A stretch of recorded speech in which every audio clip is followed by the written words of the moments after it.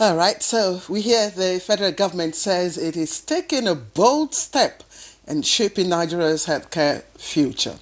And this time, it's focusing on organ and tissue transplantation.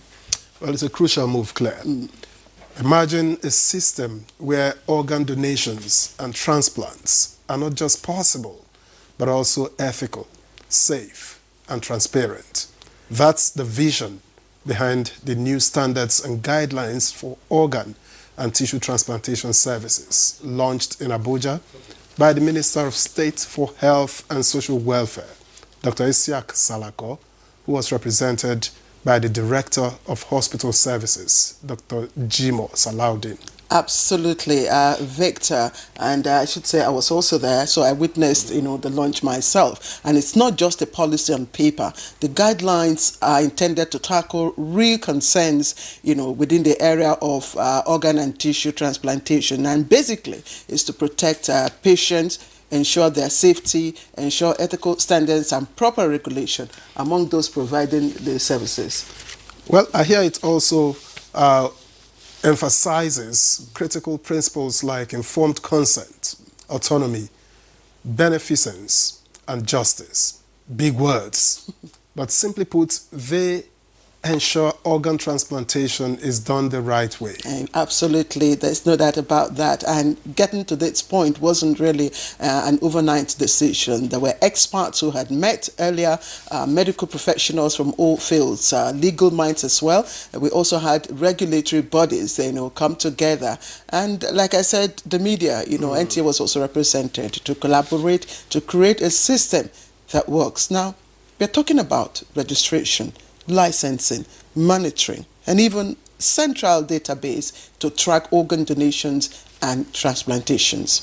And in a country where organ trafficking and unethical practices are real concerns, this is a game changer. Aligning Nigeria with global best practices is no small feat.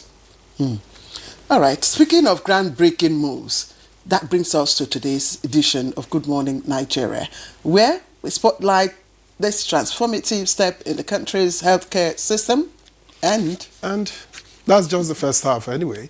Later, we'll be shifting gears to discuss good governance and development in Bayelsa State. It's a conversation that ties directly to national progress.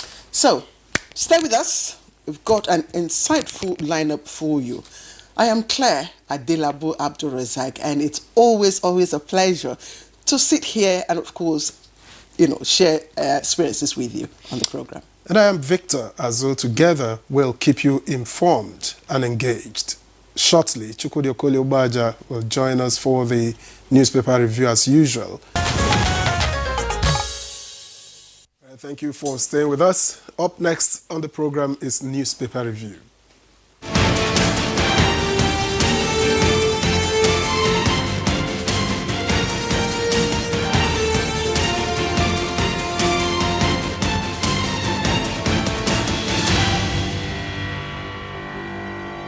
All right, welcome back to the program. It's Good Morning Nigeria, live on the network service. And I'm glad to welcome Chukwudi Obaja to newspaper review segment. Chukwudi, are you glad to see me?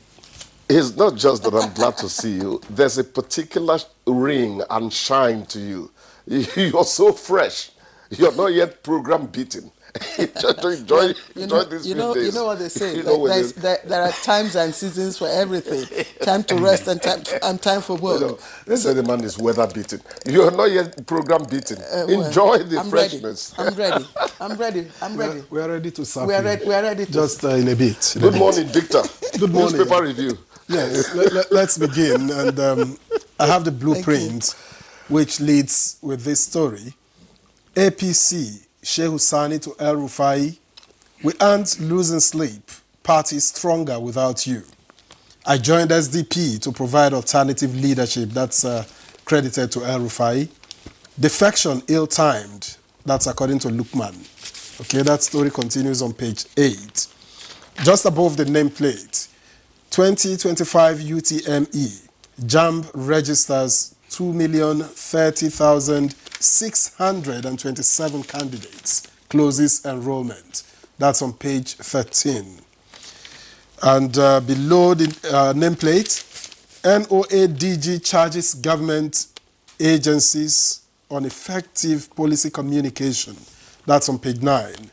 And in business, BDC operators blame Naira crash on speculative attacks. Okay, in sports, World Cup qualifiers, Super Eagles open camp Sunday for Rwanda, page 32. And just before I drop the blueprint, impeachment looms as lawmakers shun Fubara peace talk. And that story has 2 riders. APC gives 48-hour quit notice. And House issues arrest warrant on RV Siek chair, 4 others. That's on page 8. Okay, a few more stories anyway. King Dakolo tackles Saraki over comment on Akpabio. That's in line with the Nasha story. Gunmen kill 20 farmers. Hold Ondo communities to ransom. That's on page 6. And NNPC Limited clarifies Naira crude contract report. That's on page 30. We'll leave it here and get to the Vanguard. And the Vanguard lead story reads, Rivers, APC factions at war over threat to impeach Fubara.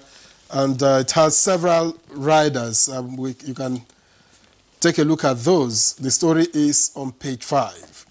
And above the nameplate, digital rights, EU, MBA, others tackle FG over misuse of cybercrime law. That's on page 9.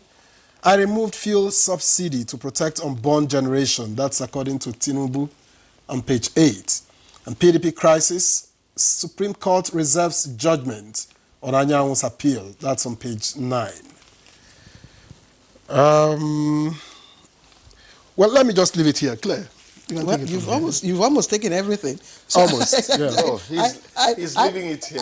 I don't after exhausting everything. I don't know what else you want me to read from the leadership, because the leadership. We're going to push him into politics. Yes, but just 1 or 2 on the front page of the leadership, and it's a picture story, and this comes home to me because the picture story there is showing women carrying sand to a construction site at Kurudu in Abuja. And this comes home to me, as I said, and as the world commemorates 2025 International Women's Day. I wish that the leadership had the exact location and all that. I would have done a little more investigation. Chikwudi, you are not talking.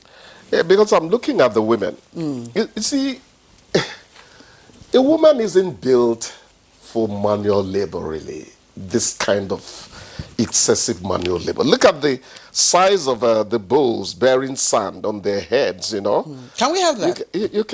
You can see that it is not quite it. Yes. Anyway, the truth is that many households are now being looked after by women. Some of their husbands have lost their jobs a long time ago. They're either frying akara balls by the roadside and sponsoring people in tertiary institutions, eking out a living from that trade, and also supporting a husband who is not finding easy to fit into society again. It's a sad story, really. For me, I think this just depicts the resilience of the Nigerian woman. And you're looking at resilience? Yes, I'm looking at the resilience. I'm looking at the the determination and the zeal to with a load of sand. Hard. Nigerians are hardworking people. On physical body that is not muscular, really, not built for stress. But our mothers in those days, used to go to the farm, and remember, some of them would carry the basket of load of yams and all sorts of tubers. Some of them would carry on their shoulders, at the back of the shoulders. But I'm not saying this is that hardship has generational longevity is no justification for continued suffering. Please, a woman is not supposed to really look at her features. Everything is smooth. What do you think is the message? That this picture it can be interpreted any way at all. Take it to any direction. But what's the caption? I am saying that a woman shouldn't be this way. Women carry sand. Look at them. You can see they're not engaged in lively conversation. Everybody's their lips are sealed. because they're concentrating on the burden on their heads. Anyhow, God will always look after women.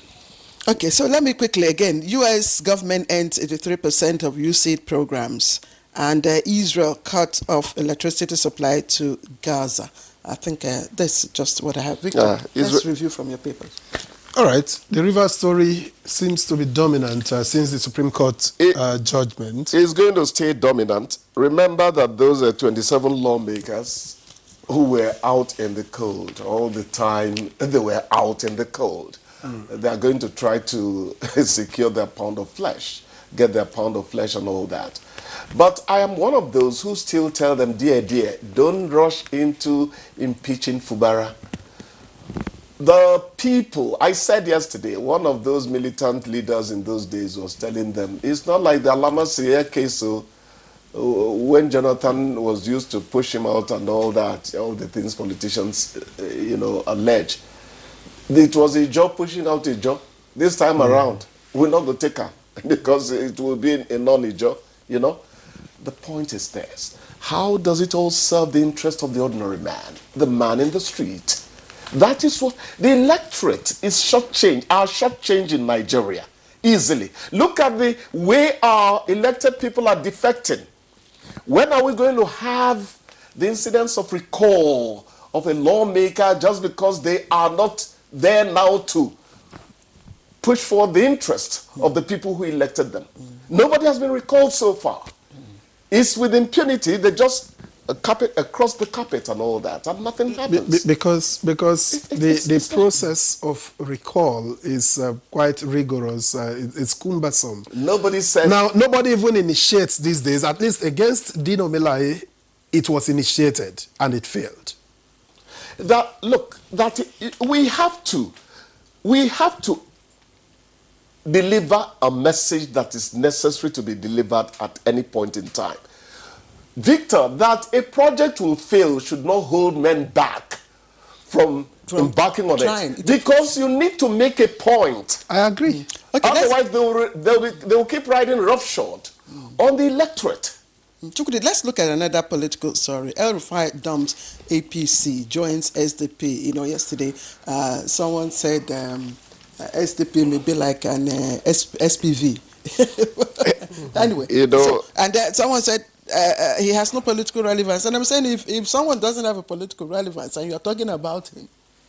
When El Rufai went to the Senate and didn't get approved as a minister, and we heard he was dropped for security reasons. Nobody told us what the security reasons were, because if there were serious security reasons, we would even push for him to get further punishment, but nobody told us anything.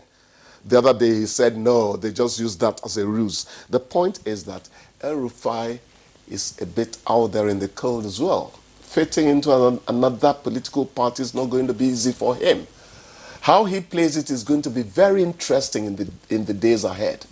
When you're not in the PDP or APC in Nigeria, LP was garnering some, now they've all practically departed them, the man they used to get into the National Assembly, Peter Obi. Nigerian politics is a dicey affair. You never know which way the cat jumps. Some politicians think that he's joining the SDP would probably make it more vibrant, much more vibrant opposition. Do you think to upstage APC and PDP? Well, no. It is quite within the freedom of El Rufai to do what he wants to do with his political life. We can only wish him well as broad-minded journalists, as the broad-minded journalists we are. I don't know whether Victor believes me. Well, I believe you so long as you believe yourself. All right, Chukwudi, I hear we've exhausted our time, but thank you as always. Thanks a lot. Welcome back with all this fine shine. Thank you. We'll see you tomorrow. Thank you. Victor. All right. Good Morning Nigeria returns after this break. Please don't go away. All right, and this is Good Morning Nigeria on the network service of the NTA. To begin our first conversation, which borders on guidelines for organ and tissue transplantation in Nigeria. Here is a background report put together by correspondent Salwa Khalil Ibrahim. In recent years, Nigeria witnessed unprecedented cases of irregularities and criminal exploitation in organ donations and transplantation. On no account should anybody force somebody to receive organ, even if that person is sick. And on no account should anybody force anybody to donate organ. These industry experts attribute to ineffective regulatory procedure and sanctions. For many patients, it is a matter of life and death, but organ transplantation provides hope and the possibility of returning to a fulfilling life. These guidelines ensure that organ donation and transplantation in Nigeria are safe, ethical, and transparent. If there are consequences and punishments that need to be put in place, then we can count on the House of Reps to present the bill before the House and have the President to assent to. And like it is commonly said, where there is effective regulation, there is sanity. Indeed, where there is effective regulation, there will be sanity. And that's what the guidelines for the organ and tissue transplantation in Nigeria is set to achieve. And let me quickly introduce our guests right here in the studio, Dr. Chris Otabo, who is the Medical Director, Alliance Hospital, Abuja. It's a pleasure to have you with us. Thank you for having me. Good morning, Nigerians. Victor. Okay, and yes, we have another guest, pardon me, joining us from our Benin studio in Edo State, Professor Philip Olaleye Abiodun, Professor Consultant of Pediatrics and Gastrointestinal Diseases and Nutrition. He's also former Dean, School of Medicine, University of Benin, Chairman, National Tertiary Health Institutions Standards Committee, and of course he chaired the launch of the guidelines. So, Prof, thank you for joining us from Benin. Thank you very much. Good morning. All right, and from Benin we head to Kano to introduce our next guest. From our Kano studio, let me welcome Professor Aliyu Abdu, Consultant Nephrologist at Aminu Kano Teaching Hospital, Kano, Professor of Medicine at Bayero University, Kano, and Vice President, Transplant Association of Nigeria, TAN. Thank you for coming on the program. Thank you for having me, and good morning, Nigeria. All right, gentlemen, thank you very much for joining us on the program. Let me begin with Professor Philip Olaleye Abiodun, joining us from our Benin studio. Prof, once again, thank you. Let's begin with the outset. What led to this guideline? What brought about these guidelines?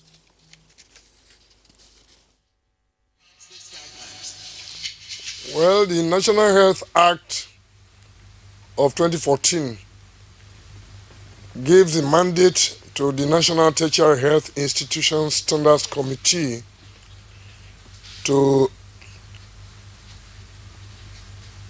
monitor, give guidelines, and ensure that organ donation and transplantation procedures are being carried out legally in this country. And since that is part of our mandate, I'm the chairman of that committee, we thought there's no doubt that where there's no rule, where there's no law, people just do what they like. So we thought it expedient that the best thing to do was to set standards and give guidelines to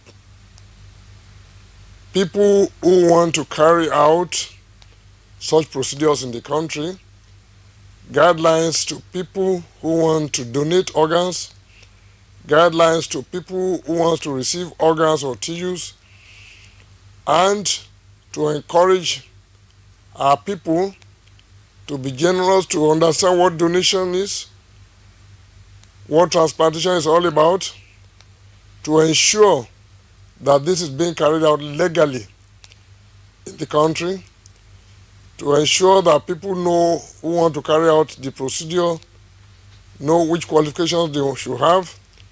The institutions that want to carry out such procedures should know what they need to have. That is just it, and to enlighten our people about what organ donation is all about and transplantation is all about. Very much, Prof, but let me stay with you for a moment. Now, one key focus of the guidelines is ethical practice, and it talks about issues like informed consent, donor protection, and patient safety. In real terms, how will these be enforced? Especially, in a system where people may be vulnerable to exploitation.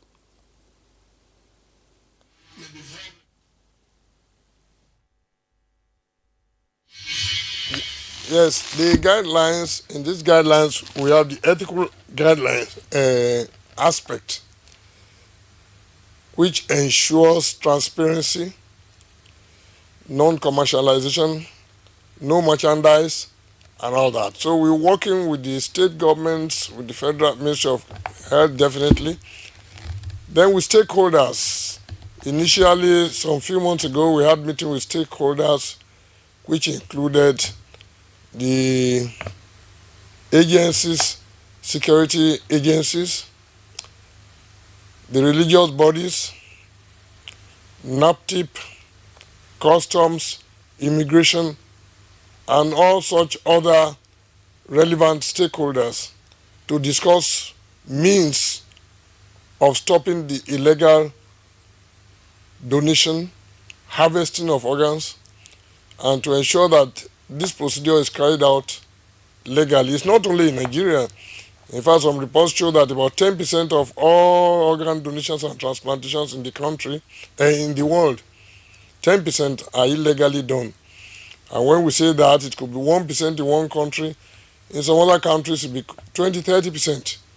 So we need to know who does a transplantation, who is skilled to do transplantation.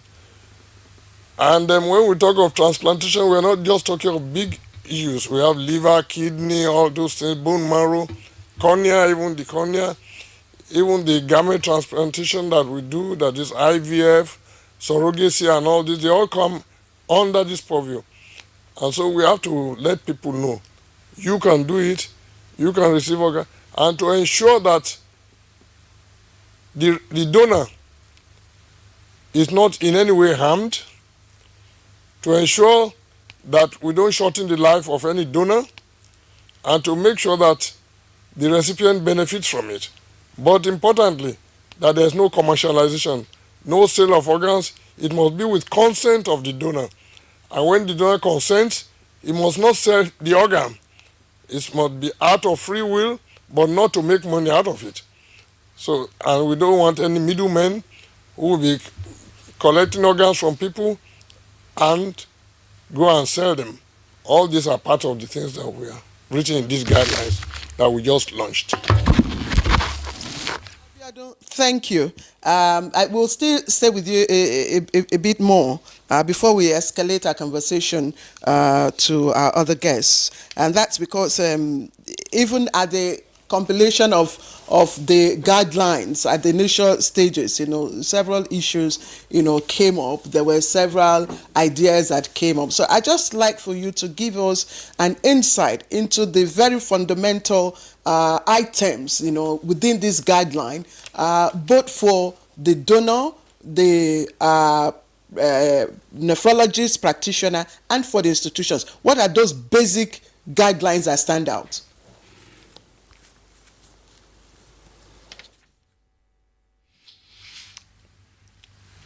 Well, as I said, the first chapter, we have about 7 chapters in this booklet. The first chapter deals with ethical guidelines for organ donation and transplantation. It tells us the general principles.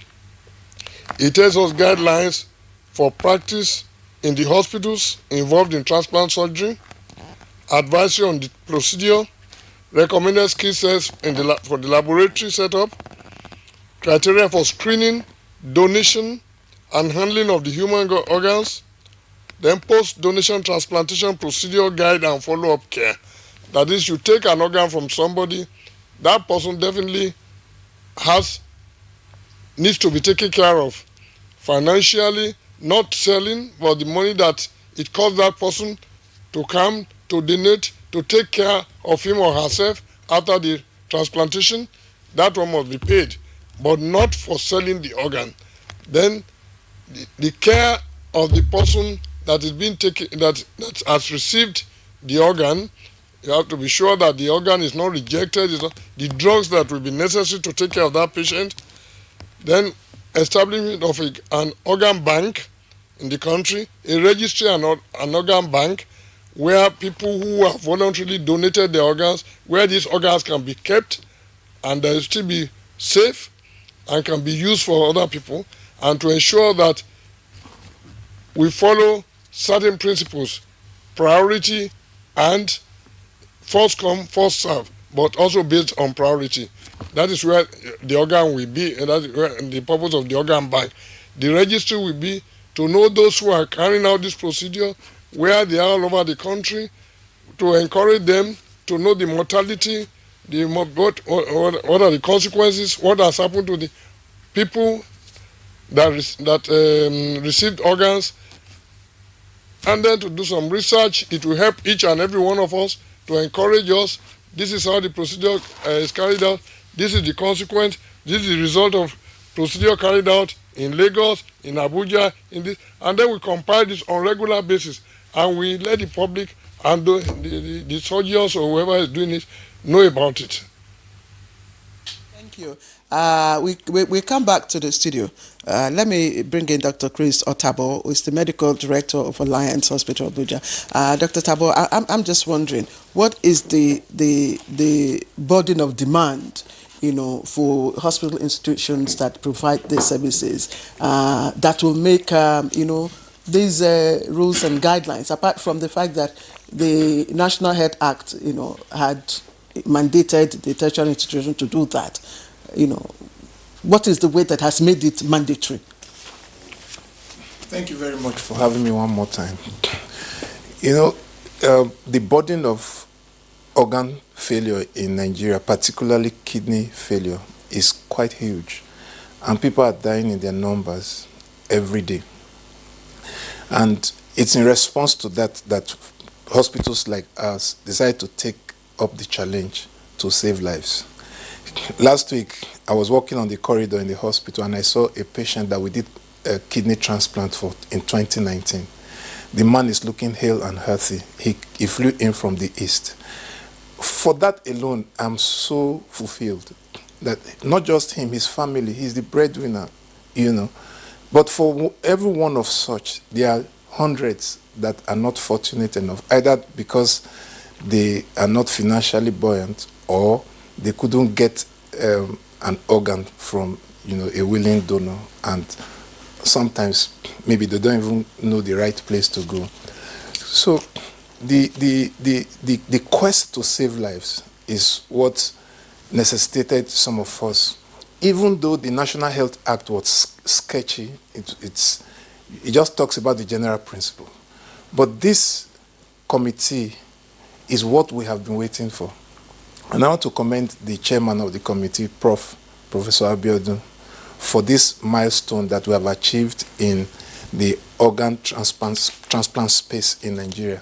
And also particularly the Minister of State for Health, Professor Dr. Adekunle Salako, for taking the bull by the horn and setting the standard.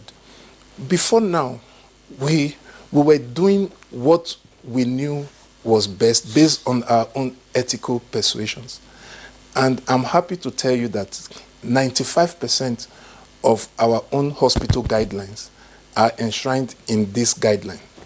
You would think, is it telepathy or they were listening to us and all that?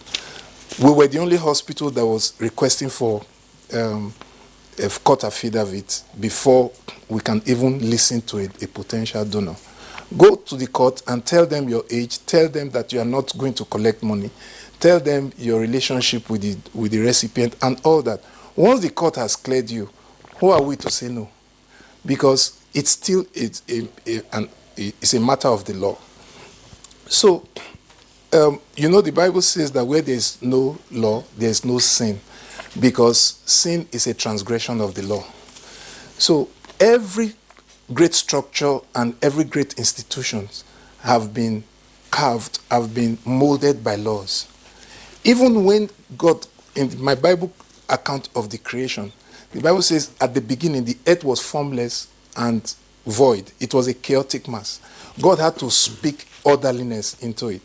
So no question about the fact that one or two institutions were doing things that were not, standard. But with these guidelines coming into place, people will either fall in line or leave that space entirely. But there was a law, ab initio. There was a law, the National Health Act. It was just scanty, and it just speak about the general principles.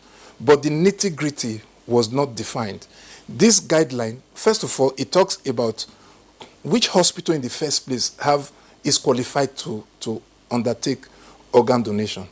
You have to have an X-ray machine, you have to have a CT scan, you have to have at least 2 theaters. We have 4 theaters. If I can count the number of institutions, hospitals that have a CT scan on my fingertip. So that means that we are going to separate the pretenders from those who are really serious. And I'm happy with, what the committee has come up with. It's encouraging. All right. Thank you, Dr. Otabo. The guidelines is what I think we should look much more deeply into, and I'll get to Professor Abdul for that, because there is concern, about regulation and compliance. Laws have never been an issue. Rules have never been for Nigeria. It's always about implementation. So I ask, Prof, are these guidelines tight enough to ensure that both medical professionals, donors, practitioners of all shades, are they tight enough to ensure compliance on all fronts?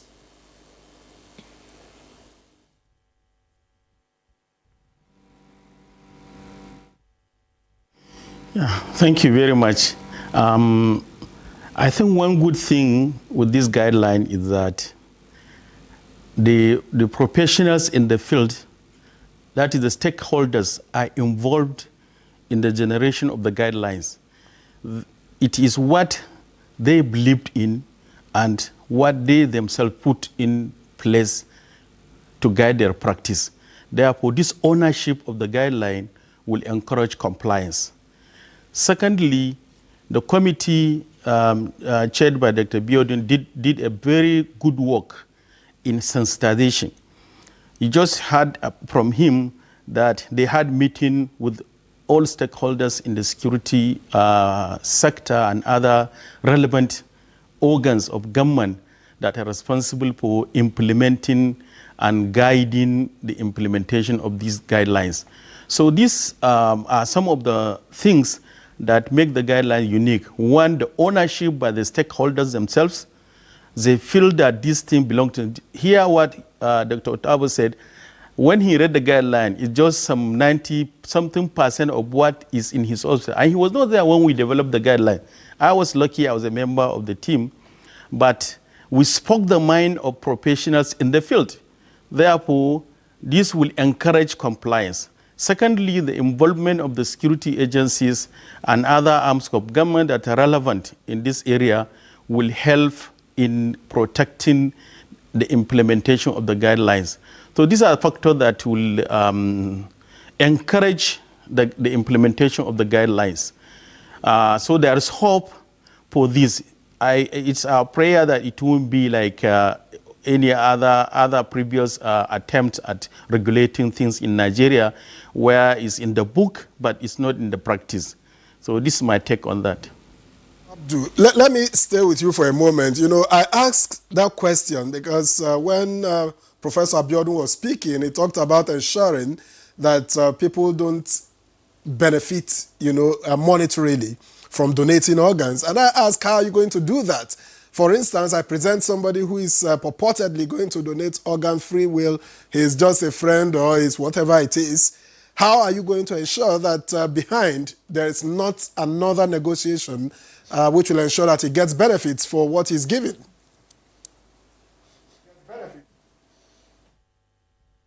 Guidelines are clear. You know, in organ donation, especially living donation, there are stages and there are multiple specialists involved. The psychologists are there, psychiatrists are there, medical social workers are there. So, and it's step by step. Like my institution, is difficult to scale through the different layers of screening to ensure that. And then the process protect the donor. At one stage, it's not only commercialization that we're afraid of, there's coercion. When there's pressure on somebody from the family or from the relative to donate. This also is another factor that we take into. But overall, is the public enlightenment that the potential donor is made to be aware that he's protected at each stage of the procedure. We give him the sense of confidence to tell us the truth. And the guidelines is clear on screening donor and also screening the recipient. Whenever there's an element of coercion or commercialization, the procedure is terminated at whatever stage. And this, the most important part is the public enlightenment that I'm saying. So people should know that it's illegal to sell an organ in Nigeria. So if you are involved in illegality, you should be ready for the consequences of breaking the laws of the country. I think this will encourage the compliance. Back to Professor Abiodun. Professor Abiodun, in some of the cases that we have read involving, kidney and organ transplantation, confusion and all that, it's usually on the part of the donor, and it borders, around the donor's certification of the donor's age, consent, from the donor's family or relatives, and of course, whether there had been any financial, exchange of money and all that. Now, is this guideline clear on how the age of the donor can be verified? Because sometimes, some of these donors can, lie. Are there, stages and processes that the institutions, can take to verify that the facts and information that the donor provides are genuine?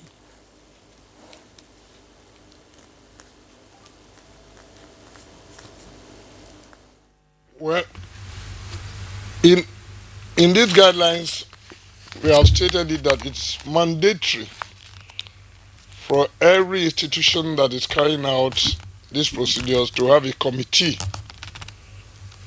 organ donation committee, that will review each case before any transplantation is carried out. And this committee, the person carrying out the procedure will not be part of that committee, to be sure that there's no bias. We have outsiders, religious bodies, other surgeons, different people to ensure that each donation is scrutinized. And as Dr. one of us said just now, it is a commitment. So they will screen each donor to see how qualified he is, to be sure there's no money changing hands there, to be sure of the age, to be sure of everything, besides the laboratory work and all the other things that will have to be carried out anyway, that the donor matches the recipient. The illegality is very important. So each institution will have this committee, and for each procedure, they will meet to make sure that the criteria are fulfilled. So I think that is important for us. And any institution carrying out this procedure will have to apply and be licensed. Each surgeon or any other person carrying out such procedure will have to apply and be licensed. And I'm happy I'm happy that our colleague even confirmed that we took all stakeholders, all those who have been doing, who are known to have been carrying out these procedures. There have been associations, transplant association and different other associations, and they were all part of it. So they all know what we have put inside and know that they have to comply. And we are still, it's an ongoing process. We are still working.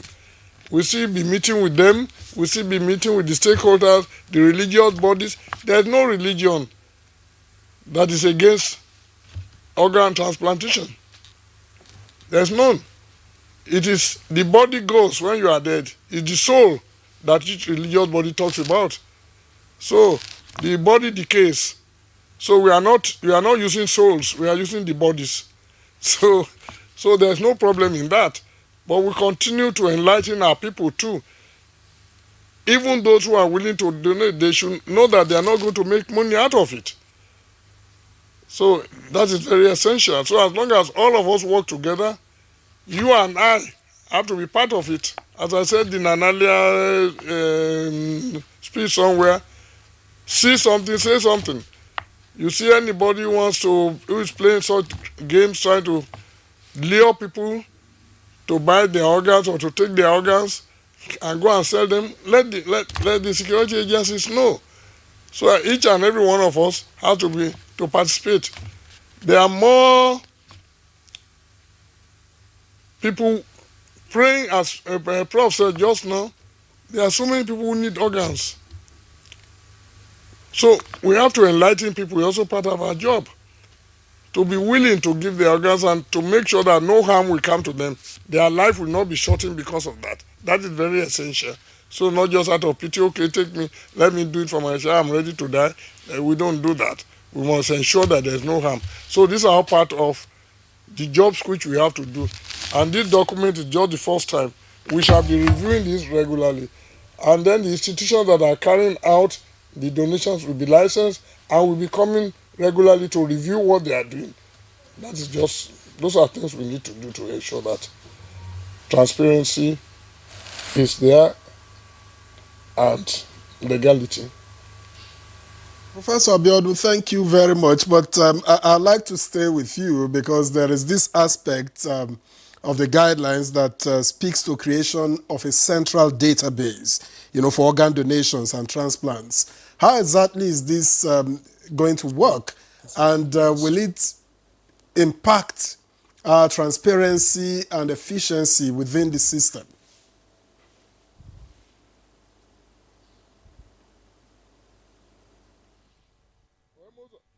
Yeah, okay. Is it for me? Well, registry, we talk of people who need organs, because when you say you need an organ, in most cases, not just today, I just say I need tomorrow. So we have a list of those who need. We have the banks where people who are ready to donate. We have to make sure that all the facilities, that is where the experts are working. What do we need to store a liver, to store a kidney? How long can it be viable after storage? Whether it is also cornea and all the other things. The requirements are different for each case. So the registrar will give us a list of those who need organs. These ones will come from the states, from the institutions and all that. And we also have a list of those who are donating their organs. As I said, it might even be possible to put on their driving license, or if I die, please take this. We have the list, so we'll be compiling the list gradually, and if there is a need, just like we have blood bank. We have blood bank where we store blood with different blood groups and all that, and when you need, it's given to you, just as the need arises. So it's still a complex work. There's still a lot to do, but we are taking some few steps now. This registry.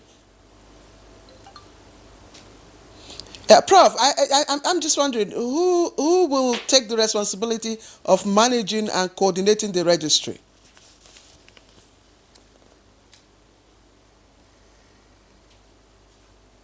Central registry, and as we work with the states, there will be state registries, but everything will be centralized in one place, so we know that.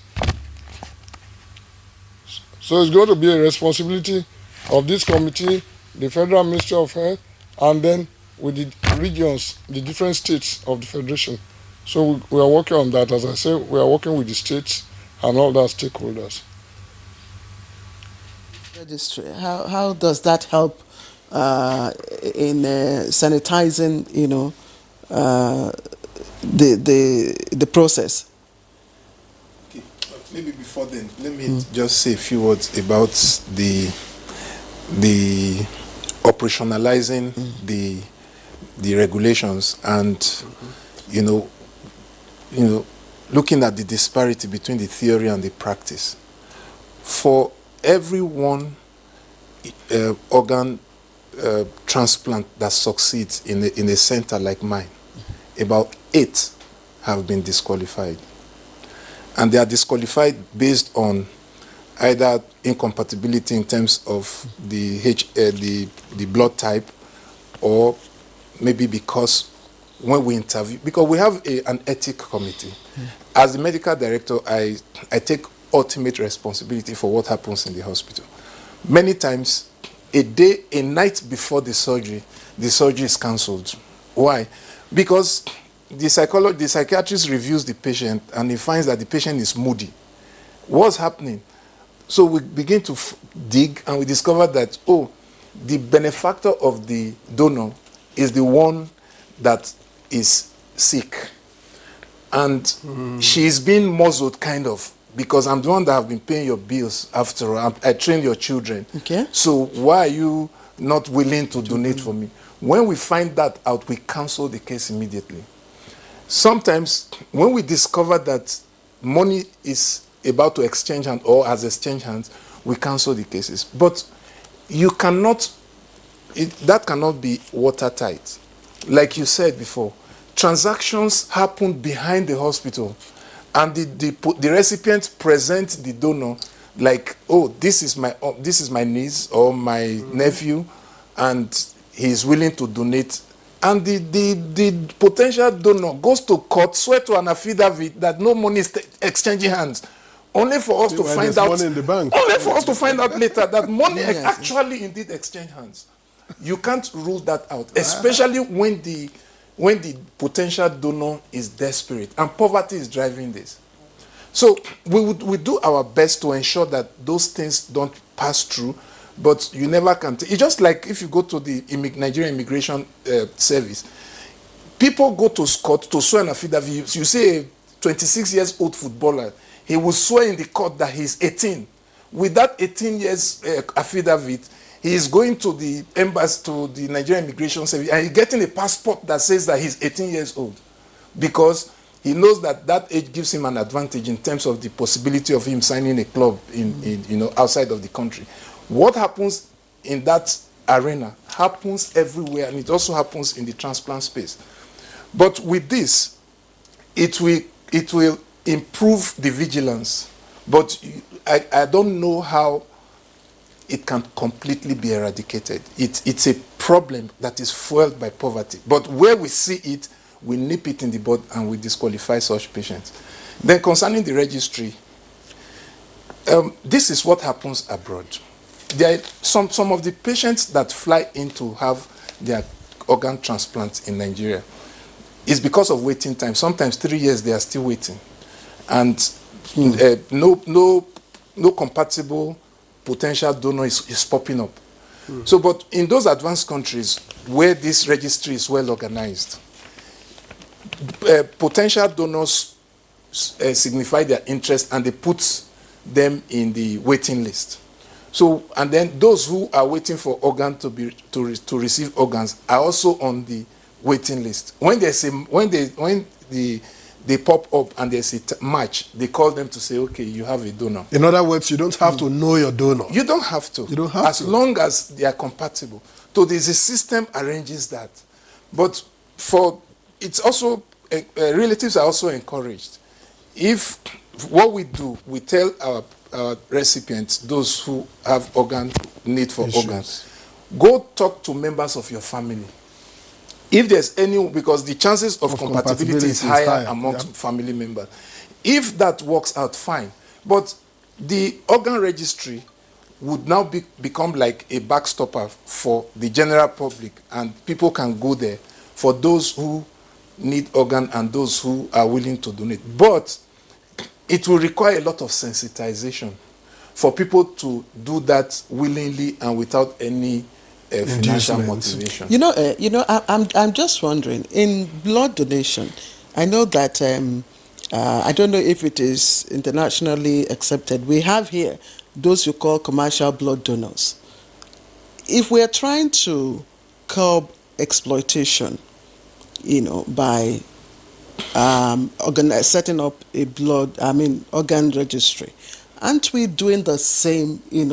Encouraging people to, also be exploited? Are there no ethical risk involved in setting up an organ registry?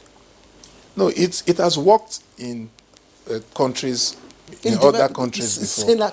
It's just that, there's corruption everywhere. In anything you do, no matter how good the intention is, corruption can come in. Even the people managing the registry, a desperate recipient, a potential recipient, can begin to even lobby them to say, please, I want to be on the list. I want to be the first to get. If you have, a potential donor, please contact me. Those who cannot induce people at that level can be waiting for 5 years. Why someone who is just diagnosed of organ failure, or maybe is a politically, relevant figure, he can get his organ within 2 months. Meanwhile, a nobody can be waiting for 3 years or 5 years and they can't get. So these are potential drawbacks of the registry. But not to do anything is the worst. Let's start. As we get along, we would take care of the teething problem, and then this process will mature itself. All right, Dr. Tabo, thank you. Now, let me get to Professor Abdu, because beyond regulations, a major issue is access to these services. Organ transplantation is quite expensive, and the truth is that many Nigerians, I don't want to say most, can't simply afford it.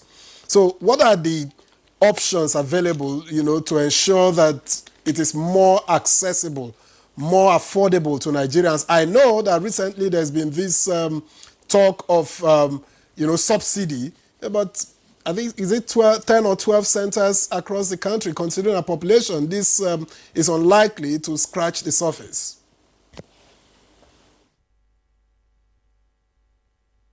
Very much. Let me add a word or two on the registry. Let's just narrow down our thinking about keeping a centralized register. The registry is supposed to be robust. It should contain information about the organ transplantation in the center, the outcome of the transplant, what happened to the recipient, what happened to the donor on short-term basis and on long-term basis. Registry is supposed to be comprehensive, and it is a registry that the regulators will look at and decide what is the fate of an organ transplantation center in developed countries. There are centers that are closed down because of the records from the registry. Maybe the numbers are not enough, so government is spending a lot of money on sustaining a program that taking a lot of money and then not delivering. So centers are closed, and then patients are referred to a nearby centers. They have regional organ transplant centers. And then sometimes outcome. What is the outcome of the organ transplantation? The registry will say, you have done 10 transplants in first quarter of 2025. How many of them survived the first month, the first 6 months, the first 1 year, and so on. So the registry is robust. It contains a lot of information about the process of organ donation, and it's good to have one in Nigeria. and we have to start from somewhere. And concerning the accessibility to organ transplantation, I agree with you. Organ transplantation is a very expensive procedure, and currently in Nigeria, is not affordable to many Nigerians. And there are a lot of options where the government, the individuals, and the communities can come in and make the process more affordable and more accessible to Nigerians. The government have started this subsidized dialysis. Is a welcome development. And I want to tell you that my center is part of the benefiting centers, and I've seen the impact. Many people that I thought you cannot afford are now able to get the service, 12,000 naira per dialysis session, which is a very good development. And I heard from the implementing committee of this subsidy that they are just beginning. It's a pilot, and they are going to expand. So I have the hope that in near future, many more centers are going to be involved. And with affordable dialysis, patients can be able to survive and reach the time when they need an organ. So I want to advise the government to start planning on organ transplant centers ahead, because with subsidized dialysis, many more kidney failure patients will survive for a longer period of time when they need kidney transplantation, for example.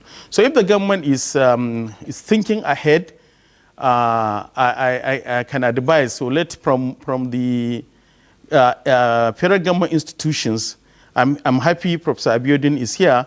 We can identify centers of excellence in organ and tissue transplantation, for example, in each geopolitical zones of the country.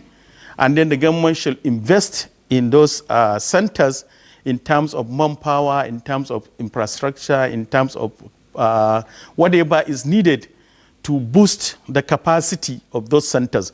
So if the government centers are up and doing, I'm sure people are given alternatives to private sector, like Dr. Otabo's center and others, where they charge huge amount of money. I can tell you, in my center, because it is a government center, we charge 1/3 of what Dr. Otabo is charging. You can get kidney transplant at American Teaching Hospital in less than 10 million naira. And I'm sure you cannot get it at a private center in less than 20 million naira. So these are things that government can come in and equip and provide the service in its own centers. It doesn't have to subsidize, but the mere thing that is in public center, it makes things easier and make the charges lower than the private. Another thing is a philanthropist. There are a lot of good people in Nigeria that can assist. In fact, why the transplant procedure is expensive is because of the issues around the organ transplantation. The laboratory services, especially tissue typing, the drugs after the transplant, the surgical equipment needed. These are the things that make the procedure expensive. Let me give you an example. At American Teaching Hospital, at one time, NNPC donated the tissue typing laboratory. So that has made the transplantation easy because the tissue typing service is made available at a government hospital at a subsidized rate. So more patients are more accessible. So this example of corporate bodies assisting in establishing center of excellence. Another thing are individual philanthropists. This can also go a long way in helping. They don't have to give money to the recipient or give money to the donor or give money to individual. But by buying and donating the essential equipment and drugs and reagents needed to facilitate the organ donation, they will now impact on the subsidy on the patient, and because the cost will be reduced. They can donate, for example, and say we're donating reagent for 20 laboratory tests, but the patient must get it at the 50% of the official rate. And the centers, the institutions will accept that because it's donation. So these are the things that we can pursue. The government should do it. The individuals, the corporate organization should come in and the NGOs should also come in. Kidney foundations, patient associations and so on, they cannot come in and assist and make the procedure accessible to Nigerians. Thank you. Thank you. You said so much, and I'm sure that Dr. Tabo would respond to you when we come back to the studio. But let's bring in Professor Abiodun. Prof, I'm also wondering, because I know that this is one of the major recommendations, by your committee. That's the establishment of the National Organ Registry. But again, when you have, very delicate and sensitive organs, you also need a very robust storage capacity. Do we have that? And do we have the experts,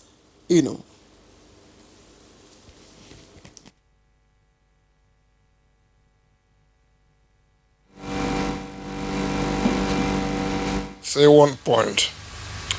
Transplantation is expensive everywhere in the world. And definitely more expensive with us here. But besides the organizations, government and all that, the health insurance is also very important. And I think we have to add that to it. Now, as far as bank is concerned, it's one of the guidelines that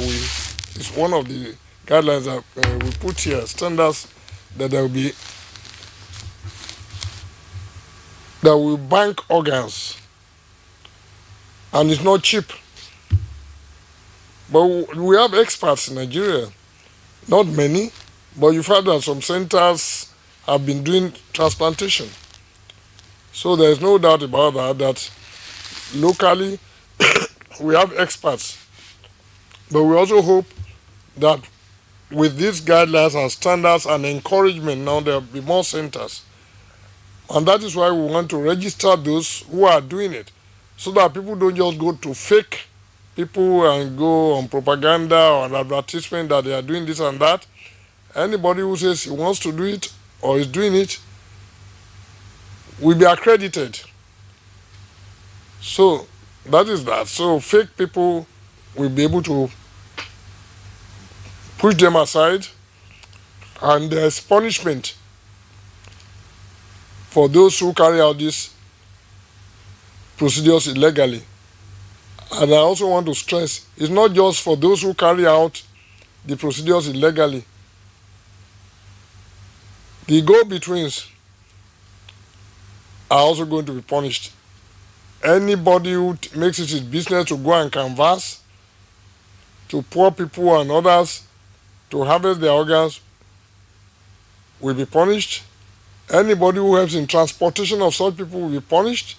Anybody who allows his home or any accommodation to be used will be punished. So it's not just the institutions or the doctors that will be punished.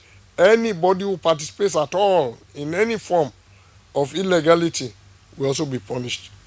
So we want to appeal to, as Prof has said, different organizations to support us in setting up all that we need to make the procedures cheaper, the banking, the registry, in whatever form, to support us. I'm not going to go into the details of who now charges more for it or not, but I believe when things are well organized, standardized, the myth around the whole thing will be broken down, the cost will also go down. And if insurance companies besides government jump into it, then I believe things will move better.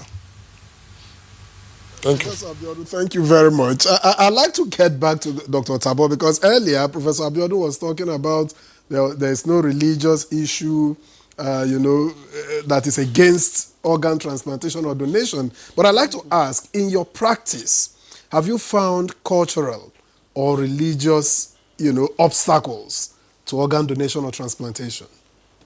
The straightforward answer is no. Unlike blood transfusion, where some religious organizations like the Jehovah's Witness, but kidney transplant particularly, there's hardly any religious or cultural debacle or Obstacle. But if you are going to involve yourself with kidney transplant, at one time or the other you might require blood transfusion. So if you say I don't want blood, then we cannot take you in for kidney transplant, because post surgery you might need blood, and then that means everybody's effort is wasted. Yes, so that's that. I don't know if I can talk a little bit about costing. Okay. You know, costing is relative. The a transplant on the average costs £80,000 in the UK, and about $130,000 in the US. Maybe in India, maybe about $60,000, which is very cheap. £80,000 is 160 million. Here we do transplant in my center for less than 30 million, which is 1/6 of what is done there. Now we talk in terms of competence. We fly in our surgeon. Does that include post-care? Yes, for the first 3 months. Yes, we fly in our surgeon. Our surgeon has done over 10,000 transplants. You can't compare that cost. Such with someone who is struggling with 20, 30 transplant. Experience. Because the more experienced the surgeon, the better the outcome. Then in terms of the medications, there's this immunosuppressant that is given. Is the life wire of transplant. We use on the average about 6 to 8 million naira for those medications alone.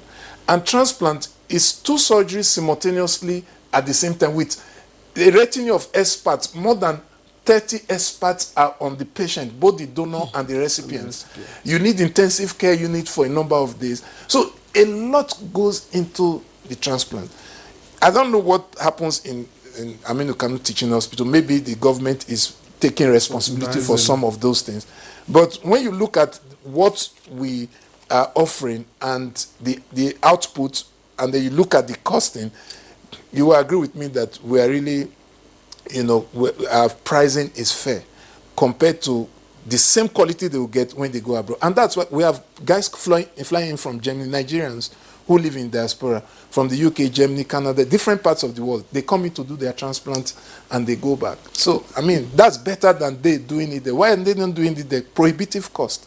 Dr. But let's quickly look at what can be done now, to entrench these standards. What should be the next steps after this? Because we hear that all those providing the services need to be registered. Yes, I'm really very impressed with the work of this committee. And this committee is not a one-off thing. It's an ongoing process, like the Prof has said. This is just the beginning. There's a lot of work ahead of the committee. They need to sanitize the system. They need to put more structures in place. But it starts from identifying those who have the capacity to run the program. And then we streamline that. Then the legal aspect of it. We need to cross the I's and dot the T's. And not just in theory, but in practice. But so as they work with transplant centers and experts, the system, the process will evolve, and it will naturally weed off the charlatans. And again, too, Nigerians need to be properly educated, because there's a lot of myth. There was one time one Dr. Kekere was trending on the news in Jos. They said he's been harvesting kidneys. You can't have to do a transplant. It requires weeks or even months of planning. Someone can't take you into the theater and take you out and say he has taken your kidney. Where is he is he going to use it to cook? You need a donor, and it's a synchronous surgery. As you're having the donor, you also have the recipient. You cannot take a kidney out of a human being for 5 minutes without it's already been in the recipient. Otherwise, that kidney is useless in your hands. But Nigerians think that you can just, corner someone into the theater, collect the kidney, and keep it in the fridge. When you see someone who needs kidney, you give it to the person. So there's a lot of misconceptions that are going on around the kidney, transplant, So what is this thing about donor registry then? No, the donor, the prof explained part of it, but the bigger part of the donor registry is where people who have indicated interest to donate, either living donors or a cadaver. Some people tell you, look, they sign the forms and say, look, if I die, you can give out my kidney. Or if I become brain dead, that means there's no hope for me coming back again, but my body is still functioning. At that point, that person's information can be communicated to those who are waiting for organs. They can come for him, take out his kidney, and give to somebody else. So all those those information about everybody who have indicated either that they are willing to donate even while they are alive and well, or when they become like a vegetable and they are no longer useful, please, you can take my organ. So all those ones are kept in a register. And then whenever the need arises, they would match the people and they I just have one last question for Prof before we sign off. Prof, all of this would require some form of tweaking, legislative tweaking, because if the Health Act does not provide for most of the nitty-gritty that you have recommended in the guidelines, how do you intend to do that? Professor Abiodun.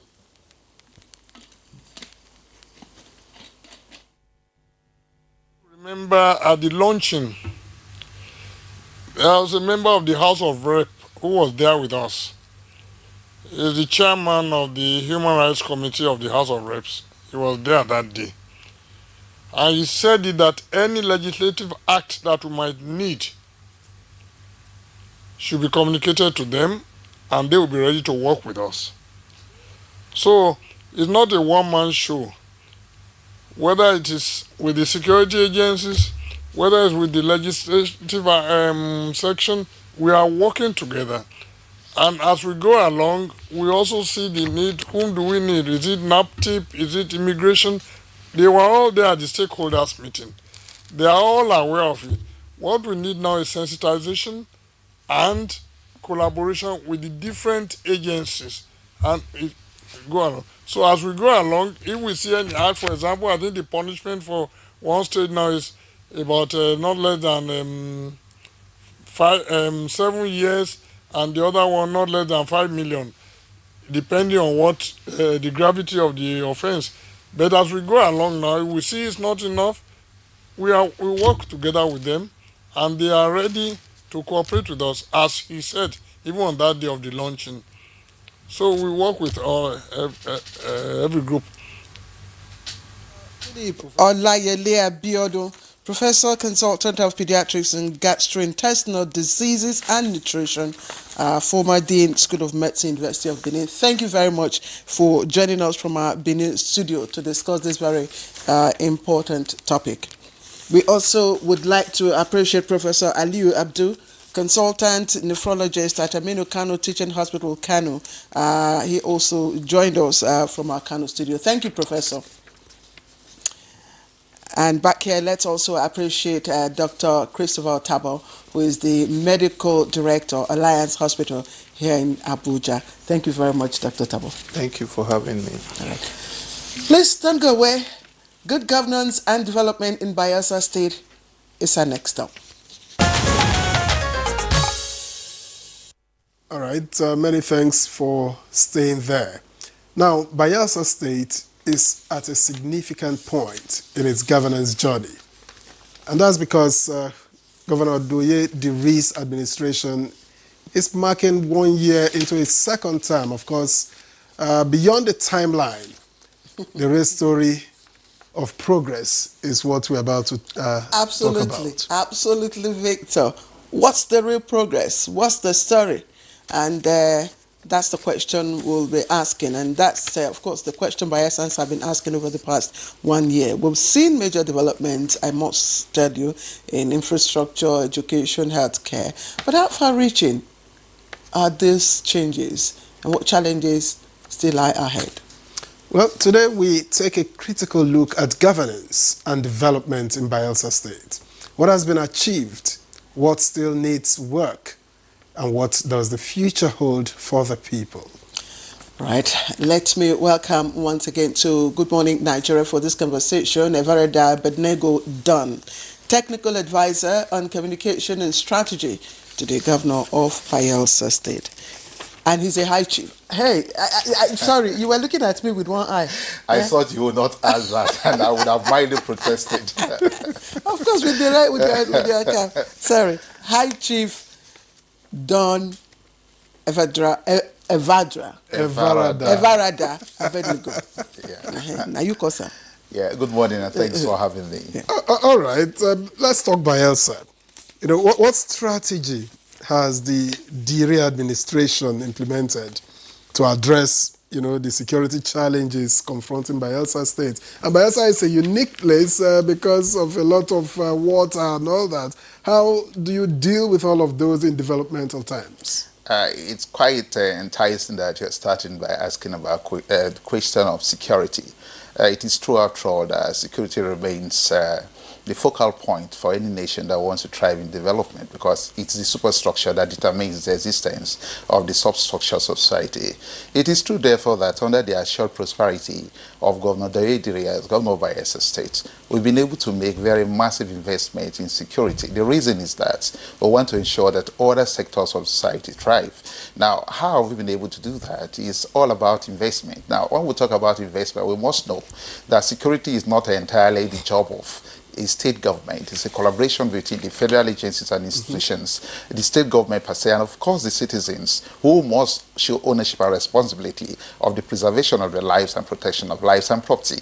In Bayelsa State, we make it a duty as a government to ensure that every challenge security operators are having in Bayelsa State are tackled on the spot. What that implies, therefore, is that in Bayelsa State, we don't create room any opening whatsoever for lapses and lacks for security operators. Now, that's one. It implies, therefore, that we have been providing logistical support and others that we might not want to mention on national television.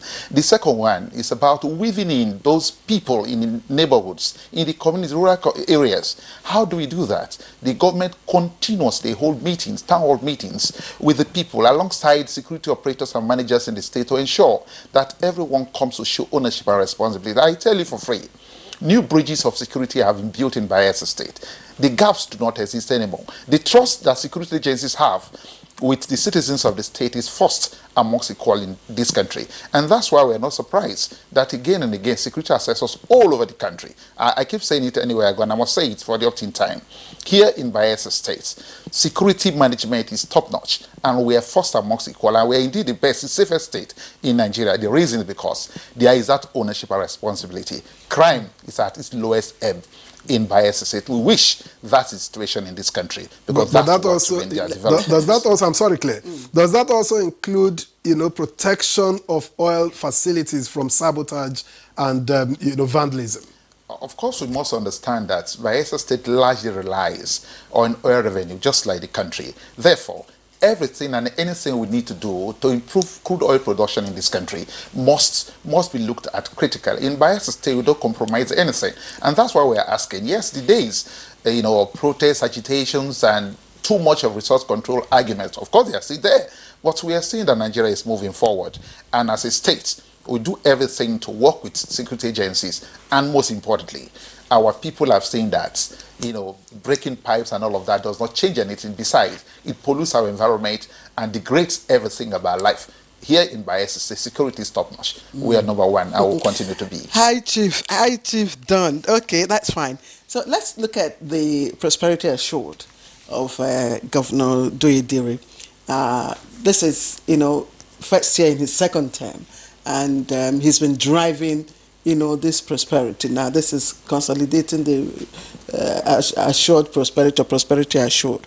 And the prosperity assured, a critical component of it has to do with infrastructure development, sports, and I think health, if I'm not mistaken. We've heard that for the past 5 years, development has, you know, been,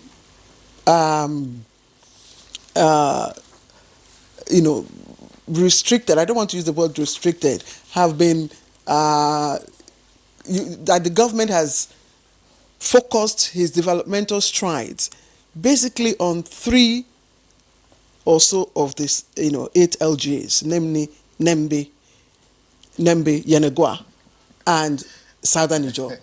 Please, can you speak to me? It's definitely not true at all. The reason be that we know that under the principles and the fundamentals of good governance, there must be inclusivity. It is the pattern of leadership under the Nigerian Bayelsa State leaves no one behind. Every community, every neighborhood, every local government is carried along on the basis of fairness, equity, and justice.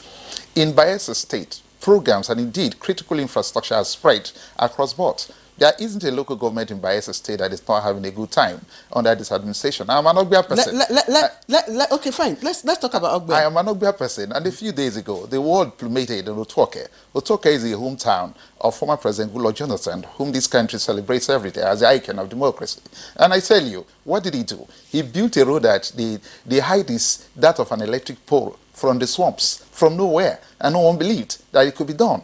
Now, I'm an Ogbia person. That's even my place. So when we talk about, you didn't mention Ogbia, so I'm just mentioning one. And I can tell you for free that roads are not just within Yenagua metropolis. Roads are spread across the 3 senatorial districts of Bayelsa State. What are the 3 senatorial districts? We have Bayelsa East, which is where we come from, the Ogbia Nebian Brass. We have the Kremos Agbama, which is Bayelsa West. What is happening in Odi? Odi is in Kolokumo Bokuma, isn't it? Yes, it is. Yes, that is the governor's local government. Yes. So what is happening in Odi town? Now, when you talk about Odi town, yes. I don't want to even personalize it, but I tell you that Odi has never had it so good. After its destruction, this is the time that they are having a real facelift of development. The schools have been built, health centers have been built and strengthened. Some upgraded to referral centers, and the roads have been built. The schools renovated and new ones. What exactly do they want? And above all, security is top-notch in the community, which hitherto people used to say, Odi is a crisis point. Yes. Very peaceful place. So when you ask about Odi, you're just asking me to roll out what we've been able to do to virtually every community in the state, and it's been fantastic. Now, what is this government doing with regards to diversifying and promoting other streams of revenue for the government? Because we keep hearing that oil will not last forever, and you have admitted that you rely heavily on oil. So if the oil dries up, should Bayelsa State be subsumed so that it can survive? Yeah, the first thing I'd say that it's not just Bayelsa State. Nigeria indeed relies nearly solely on oil revenue, and Bayelsa State is part of Nigeria, so that's correct. How far are we thinking towards that direction of saying, let us diversify the economy so that we don't, because, I don't know, we don't want that to happen any day soon. But be that as it may, for us to diversify, there are basic things that needs to be put on ground. The first thing is what we keep saying that is our trademark, which is security. You get security right before you talk about investment, and building critical infrastructure. The next thing is to ensure that there is wellness and health in the state. That's why we're making huge investments in health. Now we've been able to also key into what is called the blue economy, because the wealth of this country, and indeed the coastal areas of this land called Bayelsa State, is all about water, sea, rivulets, and streams. The wealth is under there. Do we have the capacity to bring all of that to fore? Yes, we can do it.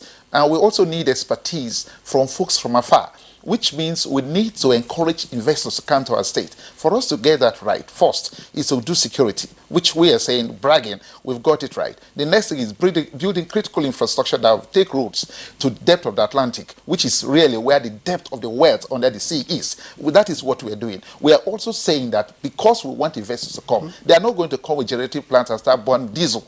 What they're going to do is to rely on a dependable power source, and that's why the state government has just recently paid for 2 turbines, which will give us 60 megawatts of electricity. And this thing is going to be installed in a few months' time. Because in 2 months it will be delivered. It has been paid totally.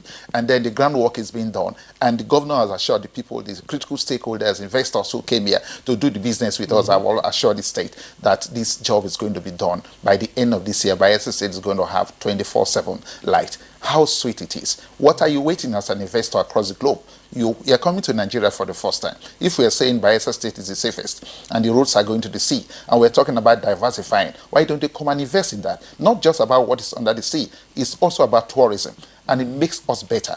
And so for Bayelsa State, the preparation for, in case the oil dries up, which we pray it doesn't, well, we are getting ready and we're moving towards. What are the tourism potentials of Bayelsa? Bayelsa State has a wonderful, fantastic, rich cultural heritage. If you talk about the brass people, do you remember that that's where the Akasa raid was fought? Everybody in the world, the Europeans, the Africans, the Asians, they want to come and see what happened there. There are wonderful monuments, things that will turn your head around. And look at the sea. The Sea of Bayelsa is different from any other coloration. And I will tell you also, Bayelsa State has the longest coastline you can talk about in this part of the world. And you know what? Looking so lushy. Who doesn't want to come there? Our place is fantastic. Tourism is the best. Hospitality top-notch. Because there is no place in Nigeria you go today that you talk about hospitality and you don't mention Bayelsa, and then you consider places like Calabar. Fantastic people, great people. You know, Don, you talk about this. I also remember, I don't know what has happened to Odiogoriba, because that used to be one of, the attractions. Oh, fantastic. Yes. And this year, I guess you're going to be there because I will personally invite you. The Ogori Festival, because you see, when we come to manage time saying about things, sometimes a flurry of ideas, we just do, how do we pick? Do cherry picking to talk. Look at the kind of festivals we have in Bayelsa State. And we're saying this year we're bringing all of them to limelight. Look, the voice of this country. It's not just bringing. The voice of this country is NTA. It is turning it into, just as you say, a great business. Oh, because I say it is going to be part of tourism. Because Bayelsa IGR is very low. And you depend solely on your federal allocation, which is not enough. I agree with you completely. Yes. And that is why we are working assiduously to ensure that the basics to drive an economy are put on ground. We are not sleeping about it. Bayelsans are lucky to have a governor that is focused purely on development and providing prosperity through concessions and ensuring transparency and frugality in management of resources, which are not enough. But even in the midst of saying, oh, the IGR is low, how do we make it high? These basic drivers of economy must be put on ground. And that is why Bayelsans continuously tell the governor, please do all that is needed within the ambit of law to ensure that you drive this process because it's working. Victor asked you, what happens if the oil dries up? Oh, and that's because I know you have as much as 18 trillion cubic meters of gas. And you said the state governor has promised by the end of 2025, Bayelsans, not just Yanagoa, Bayelsans, or maybe all the 8 local government areas, including, of course, Kayama, would have steady supply of life. But let's look at how you're transforming, the economy, the blue economy. You talked about, before you start dredging all the long trenches to Agay, it's quite far. That's a very expensive, project. Let's look at how the state government is making ordinary fishing, which is, the trade of the Bayelsan, fishing. The rivers are all polluted. I mean, most of your river beds are polluted. So fishing is not, it's not as thriving as it used to be. Because I remember in those days, you could just go to maybe Fangbe, just across, and you get, all the seafoods that you need. But it's not so today. So how is the government translating this so that the real people who are waiting for the prosperity assured would, be happy? Yeah, I think we are largely on track. Reason being that for those of us who have been having that, slim openings to travel abroad and go to Dubai, and you don't see oil in Dubai, you don't see most of these things that we have, but they've been able to create growth and development through critical thinking. What we've been able to bring to bear in Bayelsa State is strategic thinking, and that is to see how we can apply first the principle of safety networks. When people travel to Dubai, because Dubai is safe. When investors plummet in Dubai, because there is transparency and there is predictability of the government, and they have the infrastructure, critical infrastructure that encourages people to come. Here in Bayelsa State, when you talk about the blue economy, it's not something that will come overnight. It just came to fore in this country with President Bola Ahmed Tinubu introducing it, and the first state that keyed into that is Bayelsa State. And I want to say it for free too, that the world, not just Nigerians, critical stakeholders in blue economic concept, plummeted by Bayelsa State and spent days discussing on the framework which has been developed. Now we must understand, this isn't a thing that will be done like a quick fix. It's strategic, it's procedural. Are we on track? Yes. Is the world saying we are doing the right thing? Are you on track to expanding fishing and adding value? That's where I'm going. Yes. That's where I'm going. Yes. We talk about fishing first. Are we feeding ourselves as a state? The answer is yes, which means one of our main occupation being fishing and farming has been top-notch because the state government has consistently encouraged farmers so that we feed ourselves. Food on the table isn't the problem for Bayelsa, but the next thing is to commercialize it. The next thing is to commercialize it. How do we commercialize it? And that's why we're talking about critical investment. The investors are ready to come to Bayelsa, but they need some fundamentals. Those fundamentals are yielding security, road network, which is critical infrastructure, power generation, so that when we get this fish, of course, the storage facility, etc., could be put in place. And are the people ready for it? We're building capacity. Young Bayelsans being trained in different areas of artisanship and of skill acquisition, so that when these trawlers, which investors are saying they want to start doing in Bayelsa State, we are not going to be saying the local content we do not have. Preparedness must be strategic, and that's what we're doing. And then when you talk about which other areas, we look at farming because there isn't a farmland or a soil in Nigeria that is more rich than that of Bayelsa State. In spite of the degradation of the environment by oil pollution, etc., gas flaring, Bayelsa State has been so gracious to God in all fronts. Reason being that we still plant and our crops still grow. So we are saying yes, whereas ecological problems, environmental challenges are still there. One thing is critical. Our investment in agriculture is top-notch. A few weeks ago, the Koreans came and said what they want to do is to ensure that Bayelsa State have centers where they can install these tractors and other agri equipment for agro-allied industry development in the state and, of course, within the sub-region. Are these things strategic? Of course, yes. So when we talk about short prosperity, we are also taking agriculture as a critical area. And note, in preparation of that, we keep sending our children awards to different fronts, either within Nigeria and within the West Africa. Let me say this. Within the African sub-region. And we're saying we're preparing our young boys in farming skills so that when the processes take off fully, we can advance towards I had wanted to ask what your investment in the youth is, because that's one way of diverting attention from the vices and also to secure the future. There isn't a state. I must see most of the things. But we have just 30 seconds. Let me say, very important. The state government has never looked backwards in terms of youth development and empowerment. And that is why, whereas we're providing quality education, we're also ensuring we bring in science and technology. That is one side. But the main side that takes away most of these vices from our streets and communities is because we've been able to empower you, building capacity, training them, giving them starter packs, having monitors and evaluators to manage them so that they grow. The intention is to build a new middle class, young employers of labor. And so the Bayelsa youth, wonderful. In the South-South region, states are tapping into the avalanche of opportunity and the skills that we have. We have to let you go. And we can't stop talking about this is the moment. And when NTA gives an opportunity like this, we try to use a maximum use of it. We have to stop talking now. Evarada Abednego Don, Technical Advisor on Communication and Strategy to the Governor of Bayelsa State. It's been a pleasure having you join us on Good Morning Nigeria. Of course, this is the place to be. This is the voice of the country, and it's good to lend the voice to strengthen the growth of Bayelsa State. Thanks for having me. All right, and that has been Good Morning Nigeria for today. We hope you join us again tomorrow for another edition. I am Victor Azu. And I'm Claire Adelabu Abdulrazak. Enjoy the rest of your day. Bye-bye.